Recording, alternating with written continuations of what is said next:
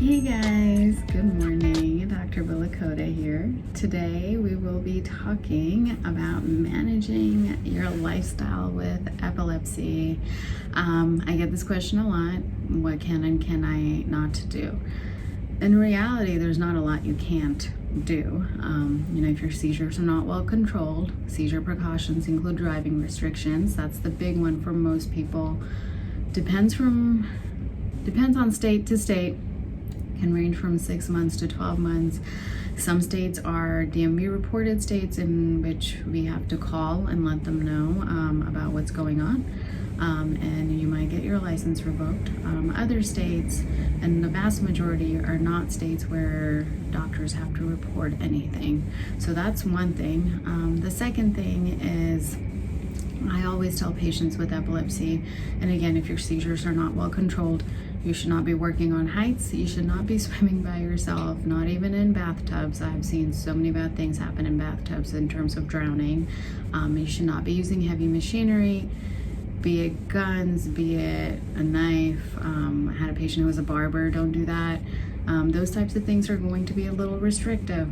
Now, if you take care of yourself and your epilepsy is controlled, there's a little bit more leniency, but before you do anything at all, please consult with your neurologist or your epileptologist. Now, back to other lifestyle things that you can do to help for your seizures. There isn't, unfortunately, a magical pill or anything special you can do to fully take care of your seizures, but there are a few things that help. Everyday people without epilepsy are also going to be very beneficial for patients with epilepsy. First thing is stress management. I cannot say this enough.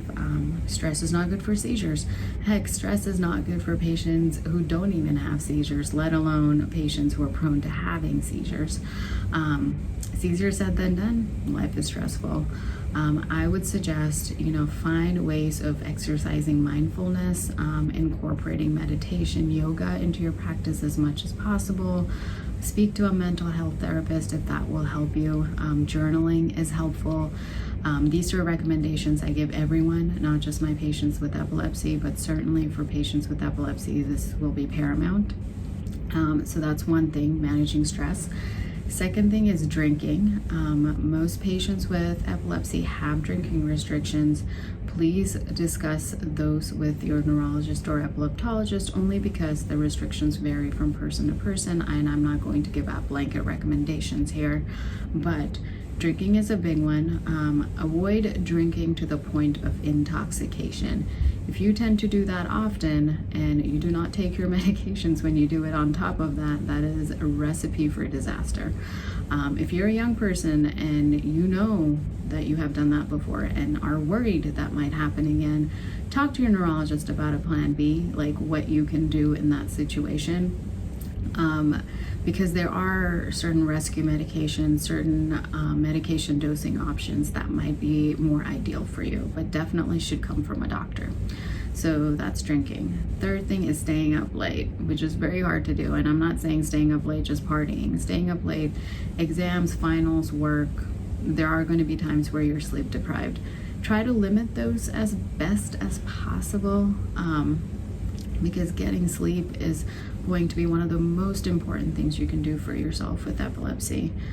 So that's a big third one. The fourth one is all of my women with epilepsy out there whose seizures feel like they're worse around the time of your periods. It is possible. This catamenial epilepsy, which I'll do a separate video about. We could also have a video visit about it if you'd like to visit my website, but I will do a separate video on catamenial epilepsy specifically. But it can happen. Hormones affect your epilepsy. It's seen to do that in actually the majority of women, 50 to 60%. So if that is the case, the best thing you can do for yourself is make yourself a journal. Start tracking down things that you're seeing, because the only way to notice a pattern is to track things down. And based on what time of your cycle you see things kind of sprucing up, you and your neurologist or epileptologist can come up with a game plan.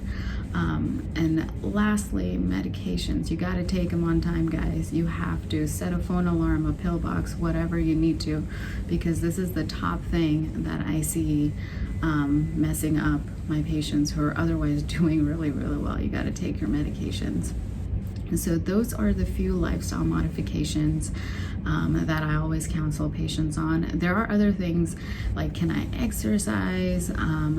Can I be as active as I want to be? And all of that is fine. Just make sure you're staying hydrated, make sure you're taking your medications, make sure you're not doing anything too crazy like lifting heavy weights without anyone to spot you when you have really bad seizures, because that's a recipe for disaster. Don't go biking without a helmet by yourself, especially if you have poorly controlled epilepsy, because you're more likely to hurt yourself on a bike than you are in a car. There are little things like that. Definitely discuss that with your neurologist or epileptologist. Leave me questions, comments, concerns down below. I'm always going to plug epilepsy.com, and you can follow me on all social media platforms, drbillakotamd. Thank you. Have a great day. Bye.